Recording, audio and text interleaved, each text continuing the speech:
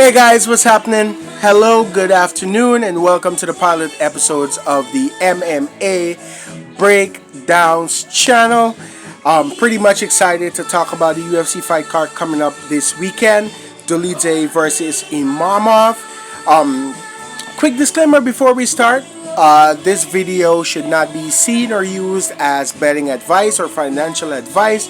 As usual, if you're gonna bet on these fights, please do your own research, watch your own videos, and bet responsibly. Quick shout out to my boy Finch, Pick'em MMA, and AJ DeVito. They've been encouraging me to start my own channel for a while, and finally I'm getting into it.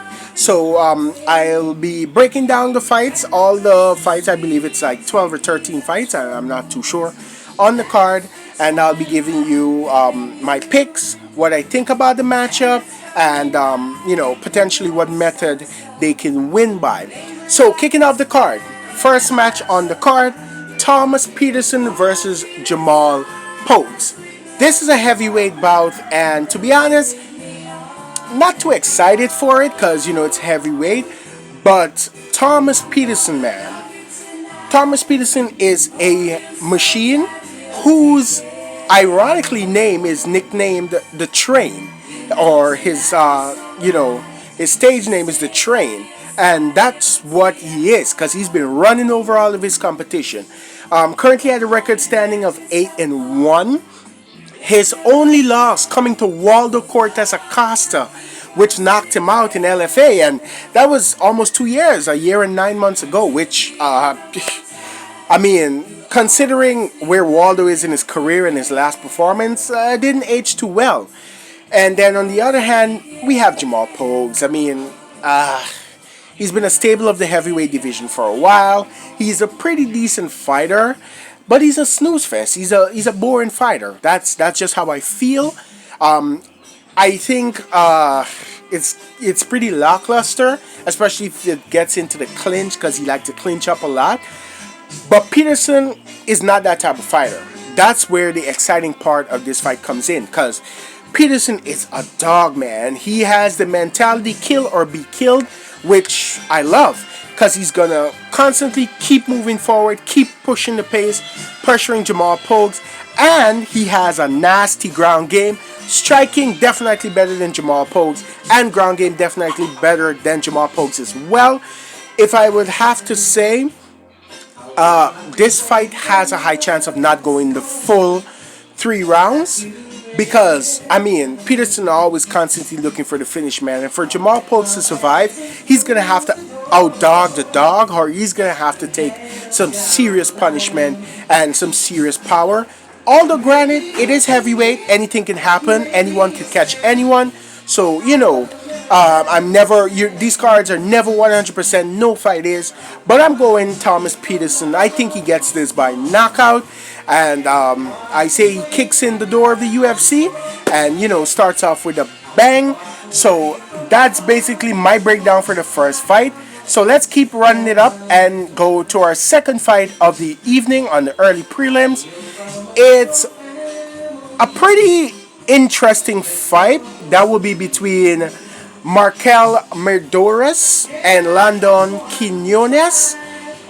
Now, these two fighters are pretty good fighters. They're dogs, man. Like Quinones, for example, his last fight, or his last time out, against Nasrat Haqparast, he got battered, but he was landing on Nasrat Haqparast, always moving forward, no matter what comes his way, no matter what you hit him with.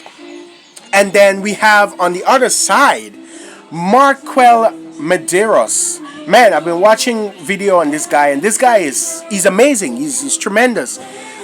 All fights by KO. He also has a record of 8-1, just like Thomas Peterson, and all KOs, all finishes, man. I'm telling you, this guy is special. Strict power, good striking skills, not bad on the ground as well. And his last fight was against Isa Isakov. That was on Dana White's Contender Series, and man, it was a brutal KO from a knee followed up by ground and pound. It was nasty, man. It was just nasty.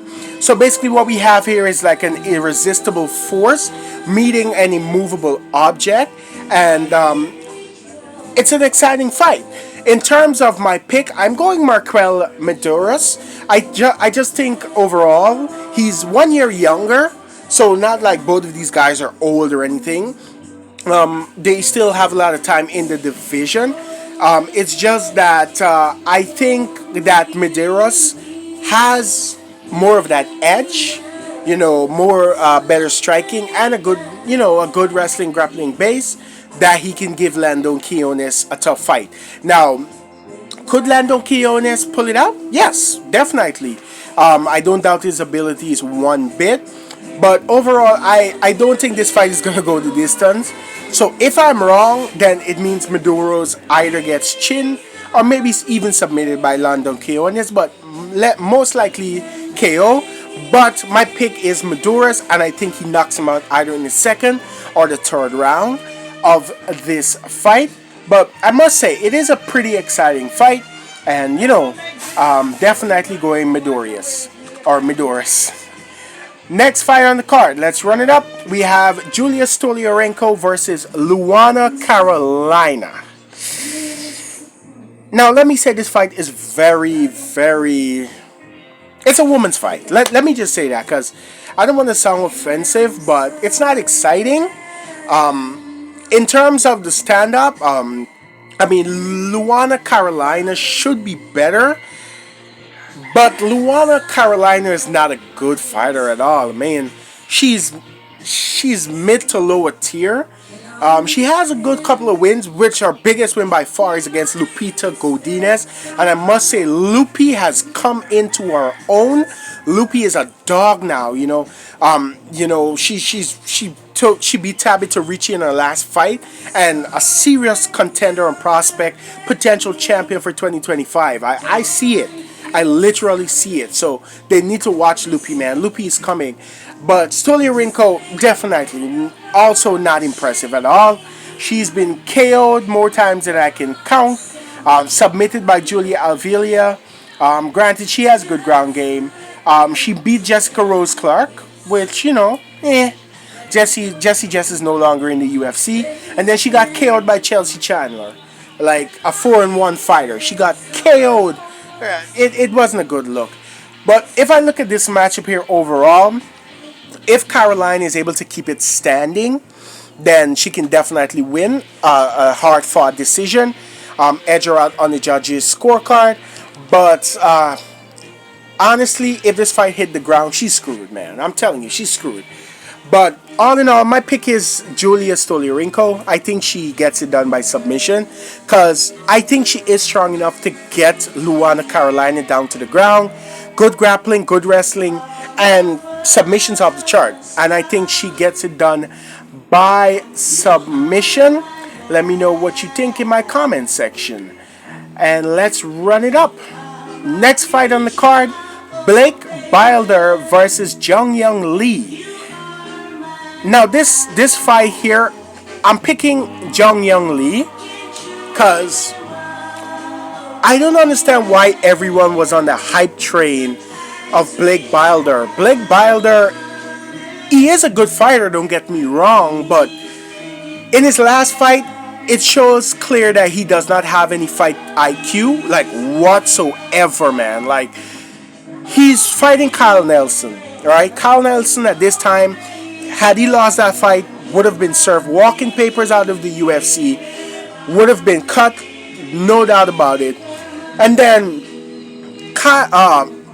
Blake Bilder made some questionable mistakes on the feet, man.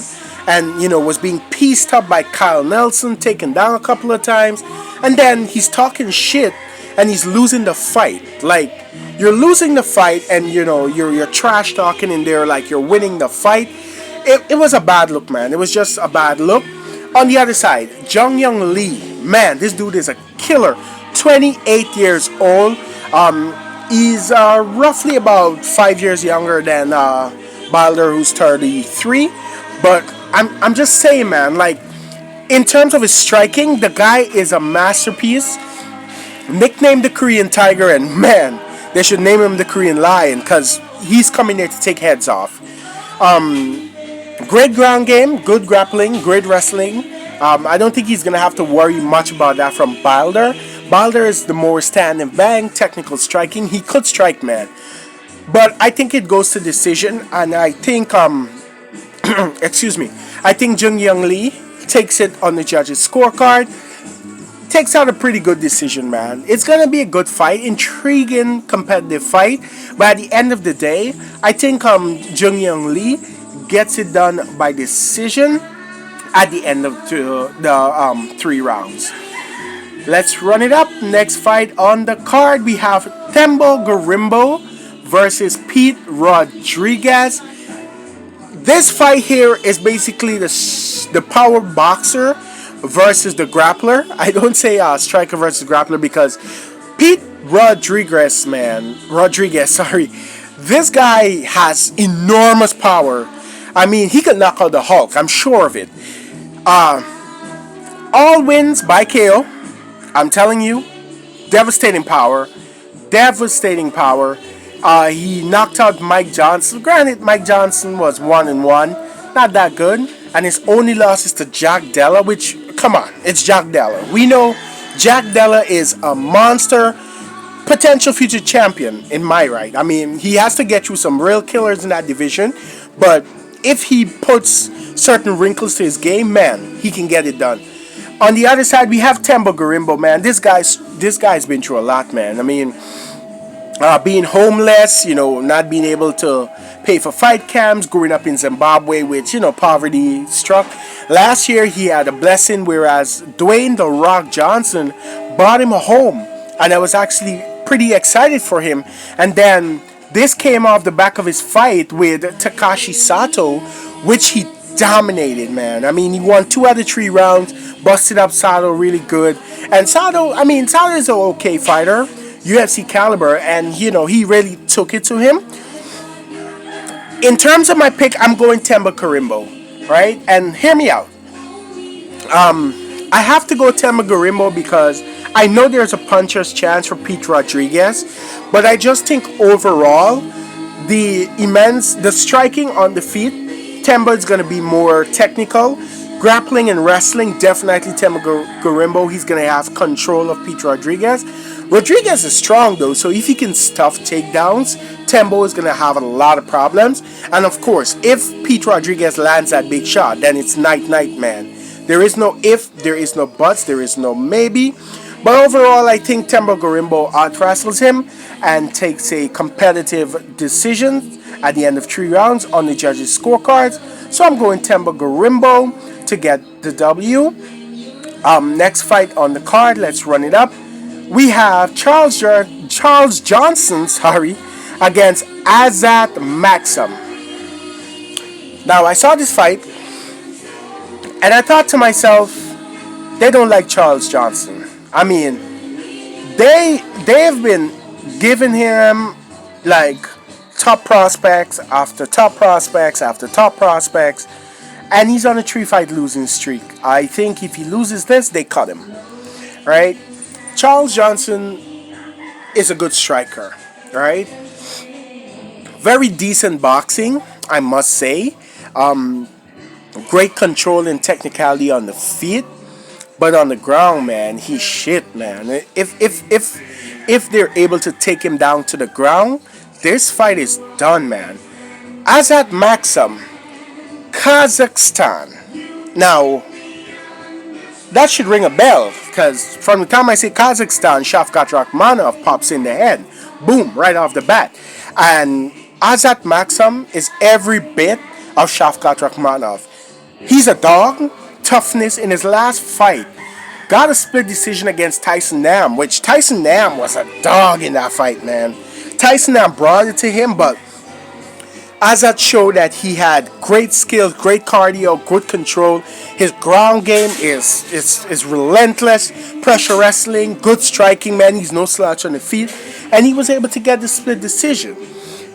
All in all, I'm going to pick Azat Maxim. Azat Yeah, Maxim. I'm sorry, mix him up with Griffith. What his name? The other Maxim. But I think Azad can get it done, man. He can get it done on the feet, in the clinch. He's got the ground game, and if he gets Charles Johnson down, which he will, it's gonna be night. It's just a matter of when, and what part of which round he gets him down. And this fight, I think he can even get a finish. But for now, I'll go decision, unanimous decision. I think he edges it out on the judges' scorecards, and he takes home the W in this fight here. So yeah, definitely Maxim. Gotta go with him. Let's run it up. Next fight on the card, another female fight. We have Molly McCann versus Diana Belbita. Much like the Stolyarenko fight, not excited for this fight. I don't think anyone is. I'm picking Diana Belbita. I know that for sure. Now, Diana Belbita is a great prospect. She showed that in a couple of fights against Maria Oliveira and Hannah Goldie. Hannah Goldie's jacked as shit, and she was able to take her down and control her. Very strong girl, Hannah Goldie, and Belbita was able to control her. But Molly McCann is shit, man. I'm sorry, but I'm not impressed. Like George St. Pierre, I'm not impressed by her performance. I'm just not impressed by her performance. If it was a striker, yeah, she has a high probability of knocking them out. But now you're going to give her a wrestler? Stolyarenko, that I talked about earlier, beat her in her last fight by submission, which I actually bet and won. Won a shit ton of money on that fight. Because Stolyarenko, I think, was like a plus 800. So, And I think Diana Belbita is going to do the same. The only thing is, she doesn't show great finishing ability. And she doesn't have much power. So I'll say Diana Belbita by decision. I think she's gonna hump Molly McCann for 3 rounds and take it on the judges' scorecard, man. That's just what I'm thinking. And yeah, betting wise, I wouldn't really advise you guys to really bet in this fight. Because, sometimes Molly McCann catches her, which is very, very slim, but possible. But, stay away from this fight. It's just not worth it. Let's run it up. We go to the main card opener. Wow, that was the feature bout of the night as well. Wow. Main card opener, pretty one-sided in my thinking. We have Gilbert Urbina versus Charles Radke. I'm picking Gilbert Urbina to win. Right? Charles Radke is a good fighter. Very good fighter. Not bad. But he hasn't really fought the strong competition. He hasn't really fought that type of competition. Whereas you have Gilbert Urbina, who would have fought Brian Battle. He lost by submission. Angelo Trevino. And in his last fight, Orion Costco wasn't really that good either, but he KO'd him. And he looked very damn good doing it. Charles Radke is a dog, though. And I know he will push through because, looking to get another big W. He's on a 5-5 winning streak. Want to keep that streak alive. But I think Gilbert Urbina pressures him, hurts him on the feet, and submits him. That's what I'm thinking. This fight in general, it could be exciting because I know Gilbert Urbina is one to push the pace. But, we'll see. But definitely, I'm picking Urbina to get it done, man. Especially by submission because he's an ace on the ground, man. Definite ace, But definitely picking Urbina to win. And, let's run it up on the next fight of the card. We have Aliskab Krysiev versus Mahmoud Muradov. Now, pardon me if I butcher some of these guys' name. I'm not that good. I'm doing it from a computer. I'm not that good at pronouncing some of these fighters' names, man. I'm telling you. Especially these Kazakhstans, Russians, with those weird names. I'm picking Kriziev to win. 14-0, undefeated. Sambo background, striking, good grappling, submission game. Mahmoud Muradov, good fighter. In his last fight, beat Brian Barberina. I mean, much older Brian Barberina.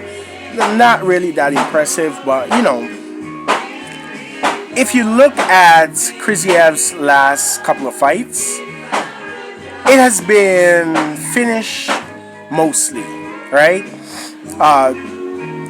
He has one decision and 4 finishes. Two by TKO, 2 by submission. So he's competent on the feet, he's competent on the ground, and pretty much dangerous anywhere this fight goes. In the clinch, pretty strong dude, jacked human being, and I think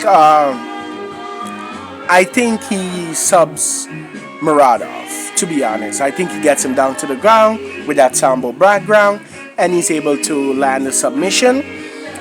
Most likely, I think rear naked choke. I really do, but definitely picking Kriziev to get it done by submission, calling rear naked choke, and yeah, you know, that's my pick for that fight.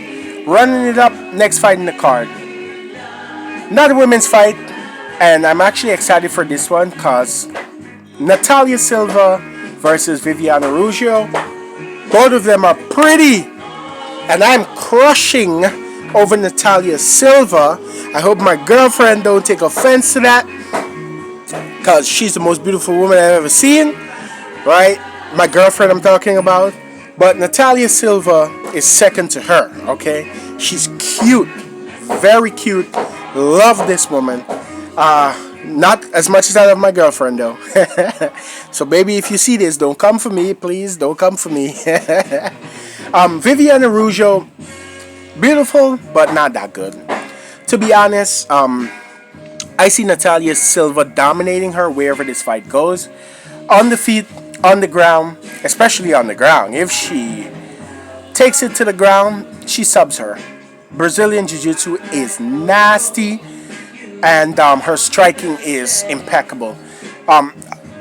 She is on a 5-5 win streak as well, with 2 fights being a decision. And in her last fight, Andrea Lee, that fight could have been stopped. The ref just, danced too close with Andrea Lee's safety, in my opinion. But she showcased another levels, that there's levels to this, and she just keeps getting better and better every time. So for that, I definitely have to pick Natalia Silva, and I'll say submission. I'll say submission as well.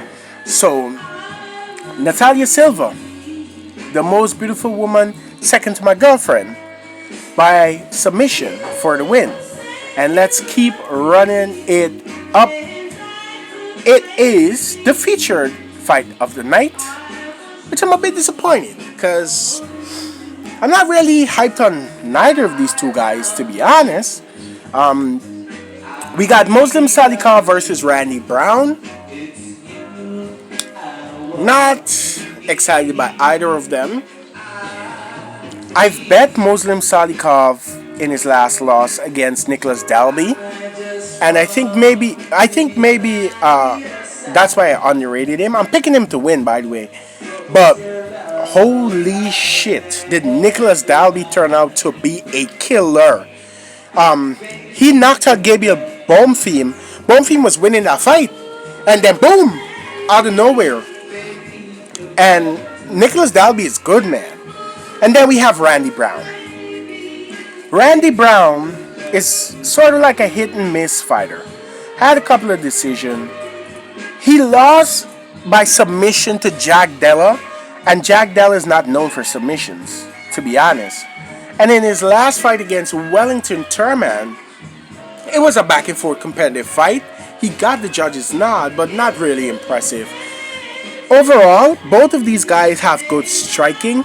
The only thing that plays against Muslim Salikov is Randy Brown's height and reach.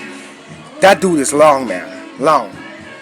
But I'm picking Muslim Salikov to win, man. I think if he can land leg kicks, probably get into the clinch positions. He can do pretty good against Randy Rude Boy Brown, and I think he can get the W, man. And for that, I'm picking Muslim Salikov, and I say he get a very close or split decision on the judges' scorecards at the end of 3 rounds, man. But not really a fight I'm excited for, to be honest. It's just one of those fights that's, it's there. But let's run it up and let's go to our co-main event of the evening. Drew Dober versus Renato Moicano. Oh shit, quick shout out to my boy Renato Moicano. I am a huge follower of his channel as well, and his fighting breakdowns are excellent, man. Of course he has the advantage, he's an actual fighter, so his breakdowns will be genuinely from a place of knowledge, Meanwhile, I'm still young in the game, I'm still learning. So yeah, shout out to Renato. I'm picking him here to win as well. Oh shit, excuse me. Sorry, I got the flu last week and it's kicking my ass. In terms of the breakdown of this fight, man, Renato Moicano is a better technical fighter. Very good on the ground and on the feet. He's technical. Like I said, he's smart. He fights behind a game plan. He knows where to control you pretty good in the clinch. Stand up. Drew Dober does not give a damn about that. I'm telling you, Drew Dober is not technical at all. If he hits you, you're gonna die. If he hits Renato Moicano. Now, granted, Renato Moicano, in my opinion, doesn't really show a weak chin.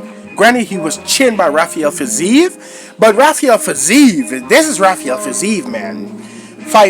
Top 5 fighter in the light heavyweight division, 155. So, Fiziev, he has a lot of power, so you can't really knock him for that.